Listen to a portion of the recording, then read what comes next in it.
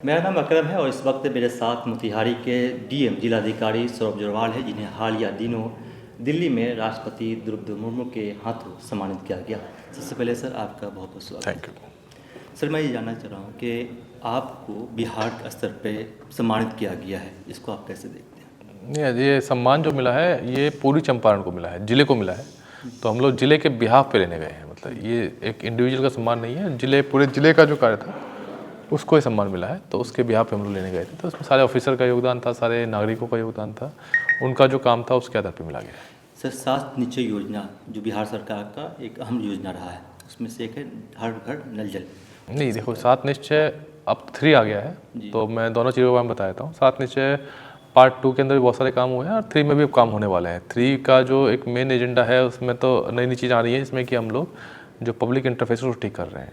जहाँ तक बात है कि नल जल की या लाइट की या इन सब चीज़ों की, ये एक रूटीन प्रोसेस होता है, यानी कि चीज़ें ख़राब भी होती हैं, चीज़ें ठीक भी होती हैं।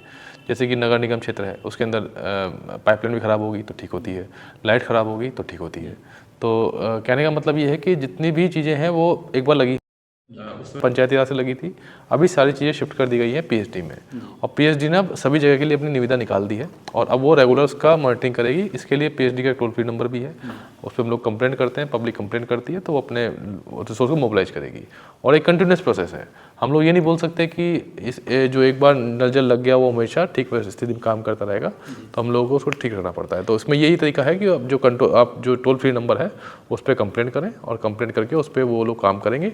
उसकी मॉनिटरिंग बहुत डिपार्टमेंट लेवल पे भी होती है, हम लोग भी करते हैं, पीएचडी के लेवल पे भी होती है और लगातार होती रहेगी। मुख्यमंत्री नीतीश कुमार हालिया दिनों आए थे बिहार मोतिहारी में, उन्होंने कहा था कि यहाँ उद्योग लगेंगे चीनी के, तो क्या क्या कहाँ कहाँ पर लगेंगे सबको बताएं। देखिए, चीनी मिल के लिए हमारे यहाँ पे लगभग 25 जिलों में प्रस्ताव आ गए, 14 जिलों का भी पहले लेटर आया है जिस पर हम लोग काम कर रहे हैं। हमारे यहाँ पे 2 चीनी मिल थी, पहले 3 थी। एक तो सुगौली में थी जो कि अब एचपीसीएल के द्वारा चल रही है, एक मोतिहारी में चीनी मिल, प्राइवेट चीनी मिल थी जो कि बंद हो गई है, और एक चकिया में चीनी मिल थी जो कि अभी वर्तमान में कार्यरत नहीं है।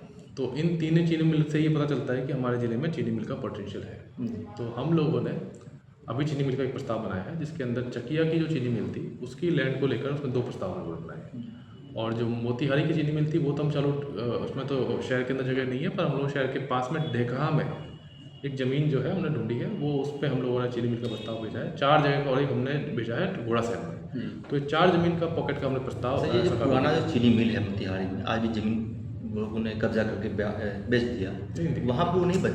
आप लोगों ने कब्जा करके बेच दिया है, ये नहीं बोल सकते हैं जी। जो पुरानी चीनी मिल थी वो एक प्राइवेट चीनी मिल थी जी। उसके बाद में उस चीनी मिल का ऑक्शन हुआ इलाहाबाद कोर्ट के माध्यम से, ऑक्शन में किसी व्यक्ति ने उस चीनी मिल को लिया है, वो उस ज़मीन को बेच रहे हैं। तो उस पर हम लोगों ने पहले सीलिंग का केस चलाया था, सीलिंग का केस चलाया था, तो उस पर चीनी मिल को नहीं बेच पाए थे। उसके बाद में जब सीलिंग के केस में हम लोग आगे बढ़े हैं ताकि उस ज़मीन को हम लोग फाइनल कंक्लूजन पर ले जाएँ, तो चीनी मिल का जो केस होता है वो आपका आवासीय ज़मीन पर नहीं चलता है, शहरी क्षेत्र की ज़मीन पर चलता है।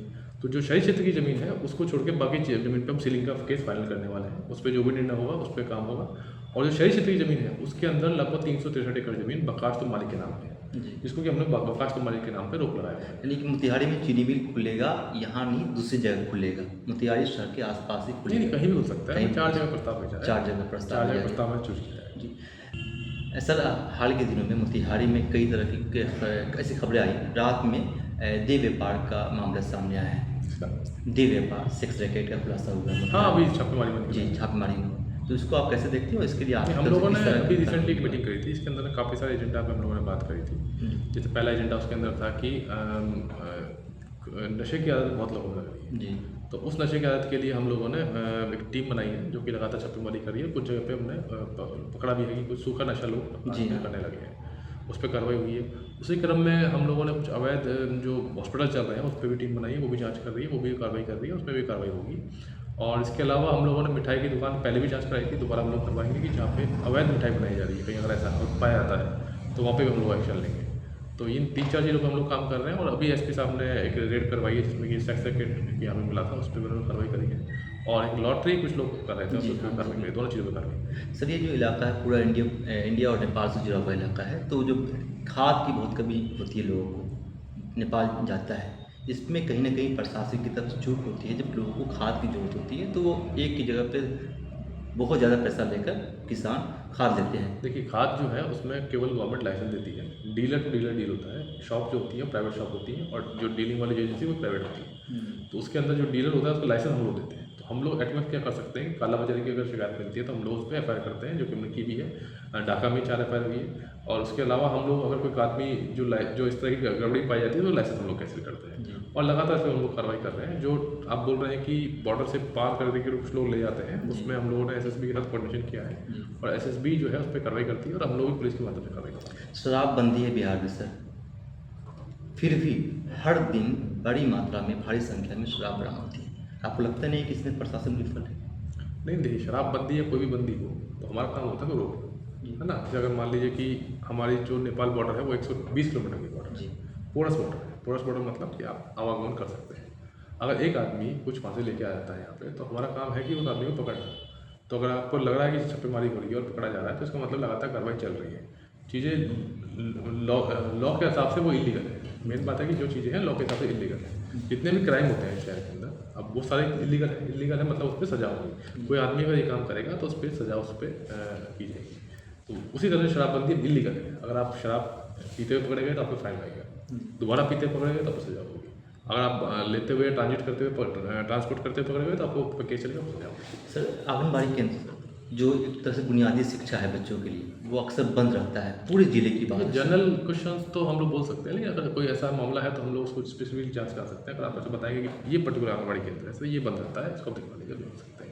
जनरल चीज़ों का जनरल आंसर तो हम लोग दे सकते हैं, लेकिन मेरे कहने का मतलब ये है कि अगर आपको लगता है कोई पर्टिकुलर आंगनबाड़ी केंद्र बंद है तो आपको बताइए। एग्जाम का वक्त चल रहा है, छात्र और छात्राओं को क्या मैसेज देंगे सर? एग्जाम का वक्त चल रहा है, हमारे बच्चे पढ़ रहे हैं, काफ़ी अच्छा पढ़ रहे हैं। और हम लोग जब एग्जाम सेंटर जाते हैं तो हम देखते भी हैं कि काफ़ी बच्चे हैं वो काफ़ी अच्छे लिख रहे हैं और हमको काफ़ी बच्चों ने अपने नाम भी रोशन किया है। हम लोग लगातार बच्चों से मिल रहे हैं। इवन अभी पिछले कुछ दिनों में हम लोगों ने काफ़ी ऐसे बच्चों से भी मिला है जिन्होंने अपना स्टार्टअप यहाँ स्टार्ट किया है। तो देख के लग रहा है कि हमारे बच्चे जो हैं आके हमारा नाम रोशन करेंगे, मोतिहारी का नाम रोशन करेंगे। स्टार्टअप का आप दौरा भी कर रहे हैं सर, क्या लगता है कि मोतिहारी के यूथ का इसमें भविष्य है? हम लोग फाइंड आउट कर रहे हैं कि जो हमारा यूथ है वो किस तरीके से प्रयास कर रहा है कि अपने जीवन को बनाने का या मैथ करने का, क्या उसके सोर्स ऑफ इंस्पिरेशन है, क्या उसको इश्यूज आ रहे हैं। तो हम लोगों ने बात की है काफ़ी लोगों से और काफ़ी लोगों ने अपने खुद की मेहनत से अपना स्टार्टअप स्टार्ट किया है और वो स्ट्रगल भी कर रहे हैं, मेहनत भी कर रहे हैं और कुछ जगह सक्सेस भी पा रहे हैं। तो हम लोग बस कोशिश कर रहे हैं कि हम लोग एडमिनिस्ट्रेटिव लेवल पे किस तरह से उनकी हेल्प कर सकते हैं ताकि इस तरह के और लोग आएँ। तो हम लोग लगातार लोगों से मिल रहे हैं, यहाँ भी लोगों से बुलाया है। जो प्रशासनिक तौर पे चीज़ें हैं जैसे कि एनओसी वगैरह है उसमें हम लोग कोशिश कर रहे हैं कि जल्दी उनको दिलवा देंगे। मोतिहारी सेंट्रल यूनिवर्सिटी आए हुए कई साल गुजर गए, लेकिन वो अपनी जगह पे नहीं जा पाया। इसकी सेंट्रल यूनिवर्सिटी सेंट्रल गवर्नमेंट के अंदर आता है, तो हम लोगों ने ज़मीन जो देना था हमें दे दिया। बहुत बहुत शुक्रिया सर, आपने अपना वक्त दिया सर।